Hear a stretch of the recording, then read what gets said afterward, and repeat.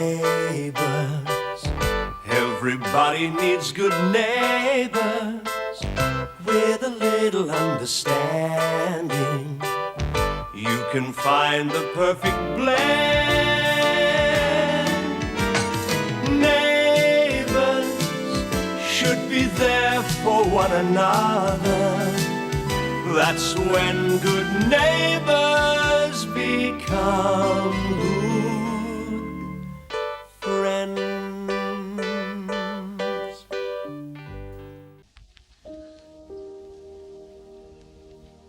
I'm sorry, Gran. The office isn't the place for this. You're right. We shouldn't be arguing here. Ray, what on earth do you think you're doing to behave like this? Hanging around Jane like a lovesick teenager, disrupting her work? That's what I told him, Gran. Keep quiet, Paul. I don't know what's wrong with you two. You've been friends since you were children, and now you seem to spend all your time brawling. I'm sorry, Helen. I didn't mean to upset you. I better go. Good on you, Gran. It's about time somebody told him to act his age. Well, you're no better than he is. Your idea of acting like an adult is to use people and throw them away like dirty dishwater. I don't. I saw Susan outside. She was practically in tears, and it isn't the first time. I fired her. What? Oh, she was inefficient. Nobody can be efficient when they're being endlessly picked on. Oh, I've had enough of you and your excuses. I know Terry upset you, but that doesn't give you the right to mistreat everyone you come into contact with. If you're finished, I've got work to do.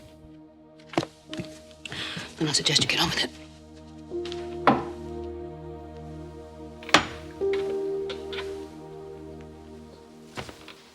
Come on. There. Is that better? There's nothing wrong with them the way they were. Now, what about dinner? Do you want me to buy anything special? Come on. A bit of pickled pork would go down well. Oh, Dad, I'm sure Clive wouldn't approve of that. Oh, all right. Well, we'll make it anything but flaming meatloaf. And don't fuss, woman. You're sounding more like your mother every day.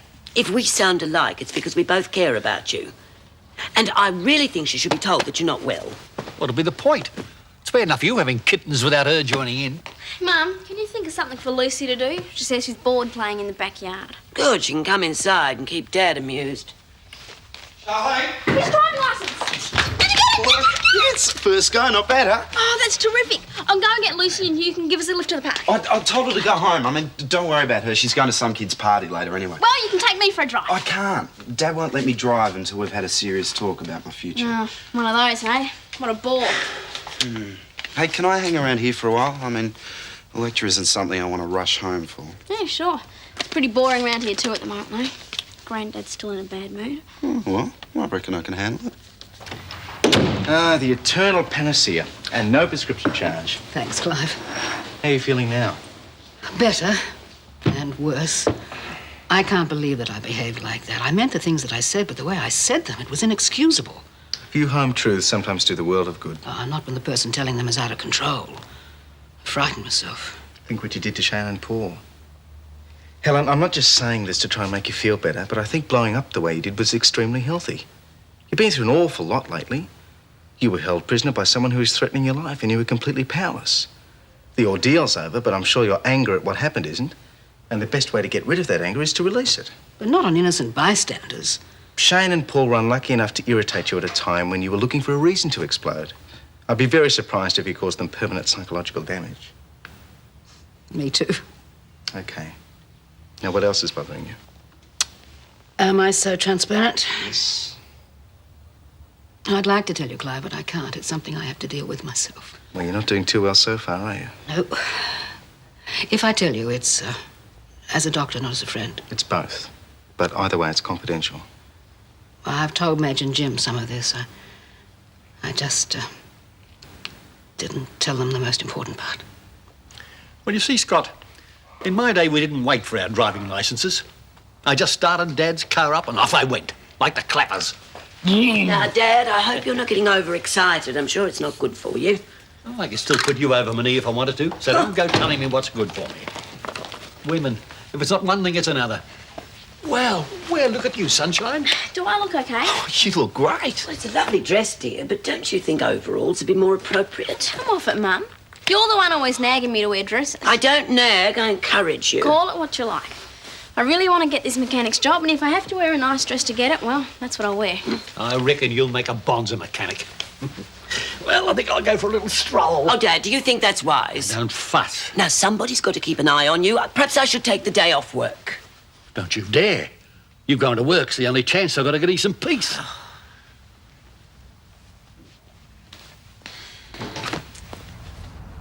Gotta hand it to you, Mum. How do you keep a lid on it when he's being such a grouch? I'd be nice too if it meant I could get my hands on all that money. For your information, Scott, the money has nothing to do with it. If I'm being nice to him, it's because I happen to love the old goat. Every time I think I'm going to be able to shut him out of my mind, he either rings or writes. No wonder you've been so edgy. Even so, I think you did the right thing, cutting short the visit to America. Well, there's nothing else I could do. Being away from the problem doesn't make the problem go away. So if you have any miraculous cures on hand, I could certainly do with one. Well, I'm afraid miracle cures aren't in my line, but I can prescribe a tonic. I think this should help. Take one long lunch, followed by the purchase of at least one ridiculously expensive dress. I will take that advice. Do that. Forget about the family. Spend a day on you. Thank you, Clive. I will. And I feel so much better for having spoken to you. Well, bringing a problem out into the open often works that way. Yes, but the trouble is, as long as I love him, the problem can't go away. No. But at least you can feel good about yourself, knowing you're doing the right thing. Yes, but for how long? As long as he keeps pushing it, I'm so afraid that one day I might give in. And if I do that, I don't think I'll be able to live with myself. I really don't.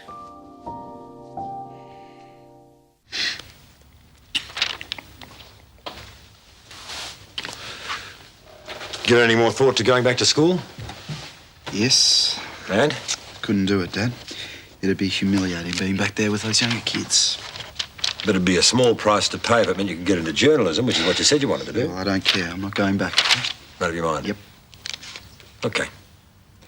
I suppose you're old enough to make that sort of decision about your life, which also means that you're old enough to be responsible for yourself in other ways. What do you mean? Simply this. While you're at school or in full-time study of any sort, I'll provide everything. Clothing, pocket money, that sort of thing. You're my son, so there'll always be a roof over your head and food on your plate, but from now on, you provide the rest.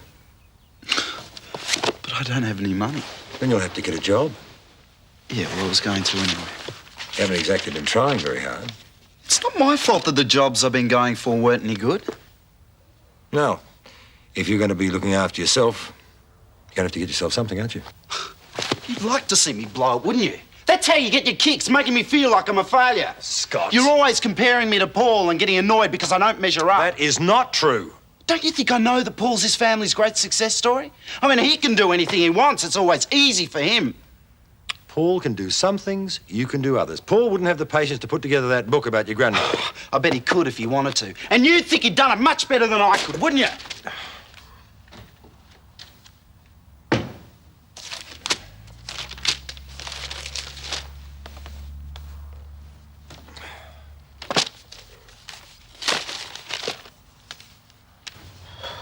What do you mean? There's nothing wrong with me? Well, there is a mild irritation of the stomach lining, but that's nothing to worry about. Oh, none of your medico jargon, Gibbons. I know I've got cancer and I want to know how much time I've got. About 20 years if you look after yourself. Oh, don't you play games with me. What about those cramps I've been getting? Dan, you haven't got cancer. All the tests show is that if you don't start eating and drinking properly, you'll probably end up with an ulcer. It's not, no. And it won't even be an ulcer if you follow my advice.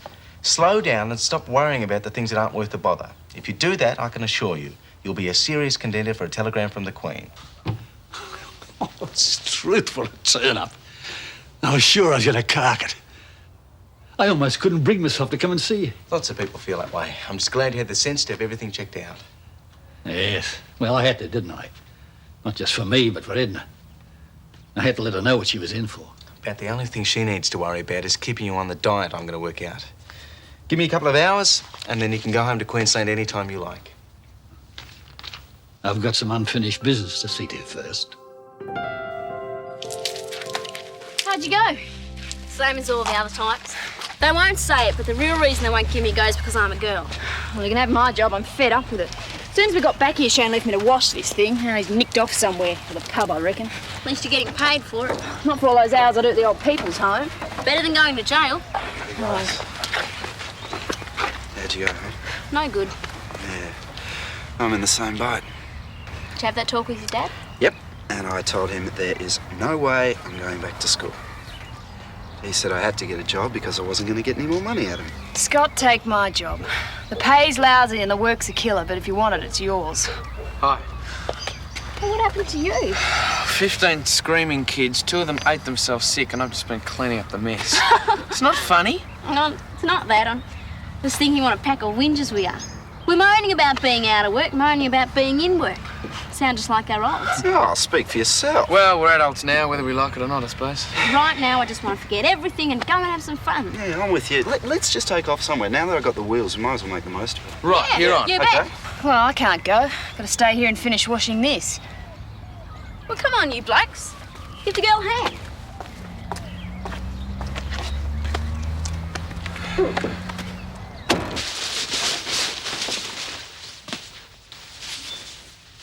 Do you like this? Yeah, very nice. You must have broken the bank. I did, and I spent it all on myself. Well, if that's the effect it has, you ought to do that more often.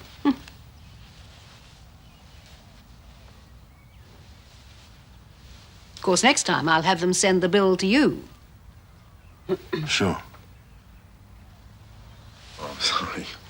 It's Scott's book. It's got me hooked. It's that good, isn't it? Oh, a bit rough around the edges, but a lot better than Scott thinks. Trouble is, he's got no confidence at all at the moment. I gather you've had your talk. Yeah. He still refuses to go back to school. So I told him it's about time he started earning his living expenses. Oh. A bit tough. No, it's probably what he needs. Trouble is, he's got so little confidence at the moment, I don't think any employer would have him. There might be something I can do for him, using this. Hello, Paul. How's it going? Oh, yeah, fine, thanks. Gran, can I have a word with you, please? I just want to say I'm sorry if I upset you this morning. But you still don't agree with what I said? No. Well, I have an apology, too. I lost my temper, and I'm sorry.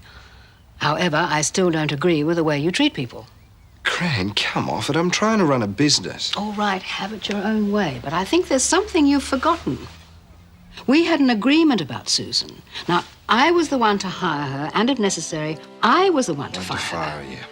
And as far as I'm concerned, that agreement still stands.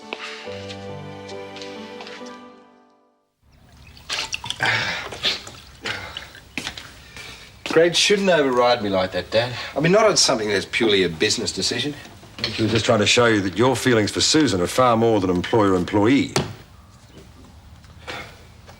They are, aren't they? It's complicated. It's because of what happened with Terry that I can't work out what I feel about any woman anymore. I know. After I broke up with Zoe, I found it very difficult to get involved with anyone. Well, what about Ruth? Well, it's because of Ruth that I know what I'm talking about. Well, unconsciously, I led her on and then backed off as soon as she wanted a commitment from me. And you think that's what I've done to Susan? You encouraged her and backed off as soon as she started to get involved. Yeah, but if she'd given me a bit more time, I Be might have... fair, Paul. Be fair. You were flaunting other women in front of her. Crystal doesn't mean anything to me, Dad. Well, how's Susan supposed to know that? She needs someone to love her. That's why she turned to Clive. You can't blame her after the way you treated her. Dad, people think I'm cold. I'm not. I just don't know how to open up to people anymore. I want them to care about me. I want them to like me. I don't know how to do it anymore. I don't know how to go about it. In order to be loved, you have to give love. Now, if that's what you want, that's what you've got to learn to do. It's over to you, Paul.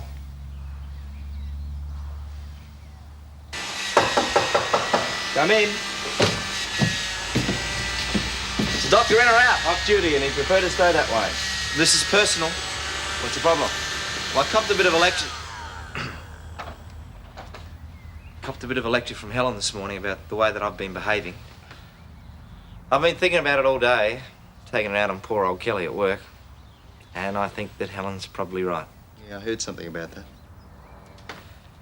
It started me thinking about a few things, and, well, for what it's worth, I'd like to say that I'm sorry for what I said to you about you trying to keep me and Jane apart. Oh, that's okay. Love makes idiots out of the best of us. Sure does. Look, I don't like it any more than you do, but Mrs. Mangle made me promise to keep you two apart. My life wouldn't be worth living if she found out that I'd encouraged you. So the band's still on?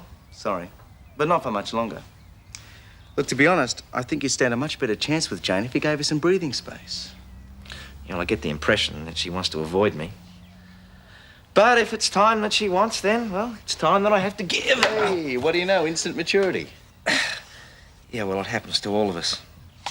Who knows? Might even happen to you one day. Thanks. Thank you. Dad, what's going on? Where are you going? As if you care. Of course I damn well care. If you've got to go to hospital, I've got a right to know. The only place I'm going is home. I've seen Clive and the tests are clear. All I've got to do is watch my diet. Oh, Dad, I've been so frightened. Well, why on earth didn't you tell me as soon as you found out? No concern of yours. No. Oh, you horrible old man. I've gone out of my way to make things easy for you since you've been here, and you couldn't care less how I felt. You had 50,000 reasons to make things easy for me, Maggie, and don't you forget it. Do you really think that's the kind of daughter you've raised? You think that I'm just being nice to you to get Aunt Maud's money? Well, all right, Well, if ma'am, that's what you think about me, you can take the rotten money and shove it. All right, then I will. Just as soon as I get out of this house.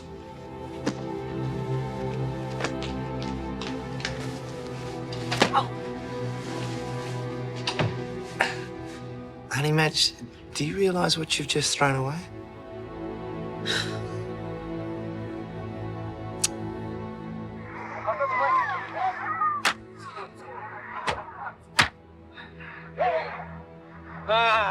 Very small like it, huh? Stay here forever, mate.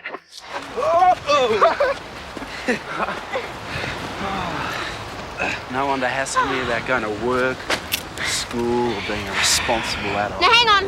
Now, I'm making a rule. No one's allowed to even mention the word responsible. Because today, I don't want to do anything but be irresponsible. Okay? Sure, yep. Right. Glad we got that sorted out.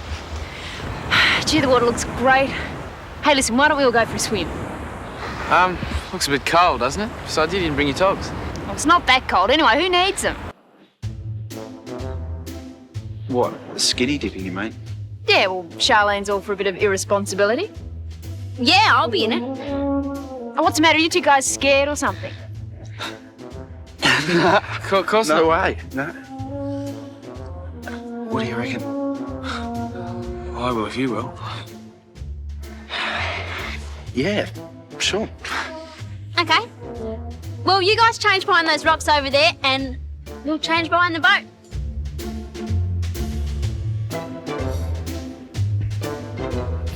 My mum would freak if she could see me now.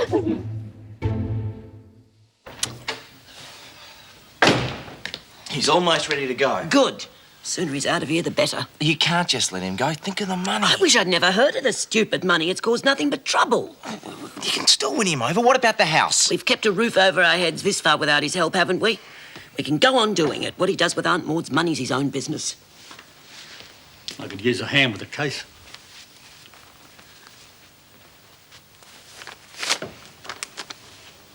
What's that? It'll cover my board. Oh, you silly, stubborn old fool. You know you've always got a home here, and it's got nothing to do with any money. It's because I love you. Now, hang on, Maggie. Take a look at what's inside. Go on, Honey Madge.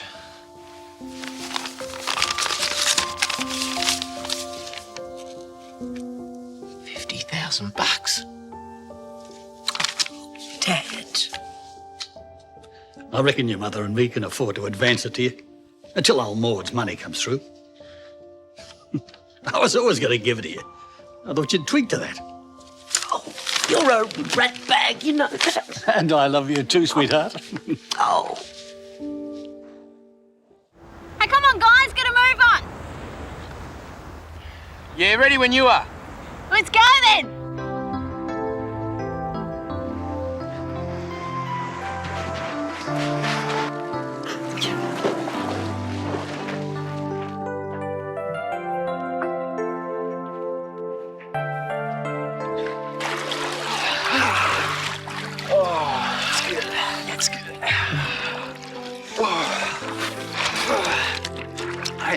Where are the girls?